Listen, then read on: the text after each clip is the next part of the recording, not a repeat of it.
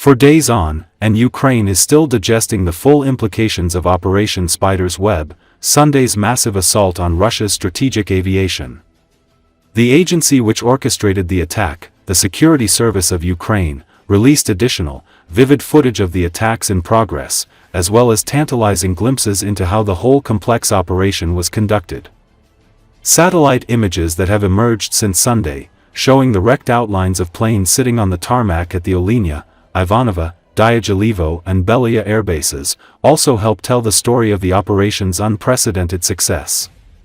For Ukrainian observers, the whole operation, a year and a half in the making, remains a marvel. Brian Krassenstein, a renowned political analyst, says that this kind of operation, conducted this deep inside enemy territory, using mobile disguised platforms, has never been done before. Not at this scale. Not with this level of impact. Russia just lost a significant chunk of its long-range bomber fleet. And unlike missiles, bombers aren't quickly replaceable, he said. Oleksandr Kovalenko, a defense analyst at the information resistance group think tank, offers a sober view of the situation, distinguishing between the impact on the battlefield situation and on the enemy's potential for terrorist attacks.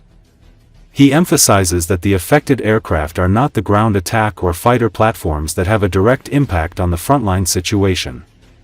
I would not reckon this a turning point of the war, because we are not talking about combat aircraft that are actively used on the front line. We are talking about the aircraft that were mainly used to terrorize the civilian population, bombing cities in deep rear areas of Ukraine and delivering strikes on energy and civilian infrastructures. Pavlo Lekichuk, head of security programs at the Center for Global Studies, Strategy XXI, points out that successes on the battlefield are the foundation for diplomatic victories, and it is politicians and diplomats who should consolidate, on the diplomatic front, the successes achieved by our military on the battlefield. Political scientist Serhiy Turan complements this picture with an analysis of how the operation will affect the general perception of Russia in the world. Talk about Russia winning its war against Ukraine will decrease, as will fears of it hypothetically launching a war against the West. However, it is much more important that confidence in Ukraine's capabilities will create a positive context for support. They in the West tend to help not the weak, but those who know how to win. Turan notes with a hint of irony that the fall of Russia's image as a powerful military force will make everyone happy, even Comrade Xi will be happy, although he will not tell anyone about it. Valery Romanenko, an aviation expert, completes the picture, emphasizing that the Russians have lost not just aircraft, but the illusion of security. There simply aren't many airfields in Russia that can accommodate such planes. Theoretically, the surviving planes can be redeployed to Olenya, Mozdok, or Sarajevo, but even there they are not safe from attacks. There is no longer a safe airbase. According to Romanenko, Operation Spiderweb has busted the myth about invulnerability, because the war has come to Engels, to Belaya, to Vladivostok. Ukraine has demonstrated the ability to deliver pinpoint strikes that change the geopolitical balance. Former Swedish Prime Minister Carl Bildt said, "Not even the 007 movies managed to come up with something like this." Former U.S. Army commander in Europe Ben Hodges endorsed Ukraine's strategy with an apt military aphorism: "Better to kill the archer instead of trying to stop all of the arrows." U.S. Congressman Don Bacon also commented briefly, "Putin sowed the wind and is now reaping the whirlwind." Dutch Defense Minister Ruben Brekelmans reminded us that it is not for the first time Ukraine is surprising the world. Ukraine has surprised us so many times over the last 3 years. Just a few examples: the Moskva counter-offensive, Kursk, and now the drone attack on Russian bombers. Let's keep up our support. We can be sure Ukraine will keep up its surprises.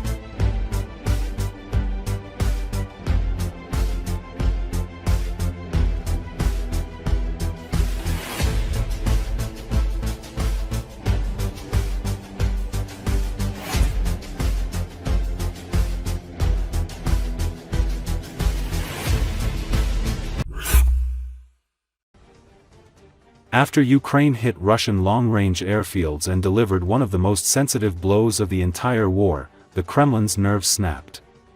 Former Russian Prime Minister Medvedev essentially revealed Moscow's true goals on Telegram, stating that the talks in Istanbul are not needed for a compromise peace on unrealistic conditions invented by someone, but for a speedy victory and the complete destruction of the neo-Nazi government.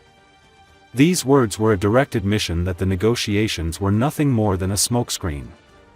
Against the backdrop of huge losses in aviation and unsuccessful rounds in Istanbul, the Russian leadership seemed to have decided to play for broke at the cost of the final collapse of its international reputation. The backlash was immediate. U.S. Senator Lindsey Graham publicly thanked Medvedev for a rare moment of truth, saying, "Thank you for your honesty. The whole world now understands that Putin and Russia are not interested in peace."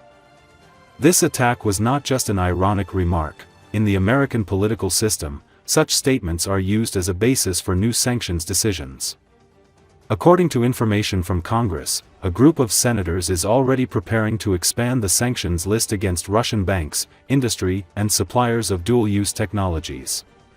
Experts note that this emotional tone, characteristic of Medvedev in recent years, is this time caused not by rhetoric, but by real weakness. After the loss of up to 20 strategic bombers, according to U.S. intelligence estimates, the Kremlin has found itself in a vulnerable position. Instead of explanations, there are threats.